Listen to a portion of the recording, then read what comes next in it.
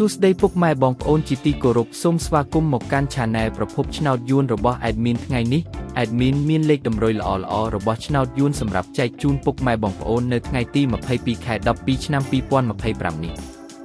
ដូចនេះ Admin មិនចង់ឲ្យចំណាយពេលវេលារបស់ពុកម៉ែបងប្អូនយូរតោះយើងមកតាមដានលេខតម្រុយរបស់យើងទាំងអស់គ្នាសម្រាប់លេខតម្រុយ2លេខមានលេខ32លេខ97សម្រាប់លេខតម្រុយអូស2លេខមានលេខតម្រុយទី1រអូស30និងលេខតម្រុយចុងក្រោយអូស90សម្រាប់លេខតម្រុយ3លេខមាន478គុណនិង512គុណ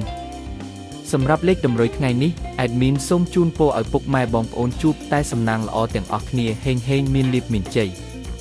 ជាចុងក្រោយសូមកុំភ្លេចជួយចុច Subscribe និង Comment ហើយដាក់សញ្ញារូបកណ្ដឹងដើម្បីជួយផ្ដល់កម្លាំងចិត្តមកកាន់ Admin ជាពិសេសងាយស្រួលតាមដានវីដេអូថ្មីនិងលេខតម្រុយល្អៗជាប្រចាំថ្ងៃជាមួយ Admin សូមគោរពលាពុកម៉ែបងប្អូនពីខ្ញុំបាទប្រភពឆ្នោតយួនសំណាងល្អទាំងអស់គ្នាសូមអរគុណ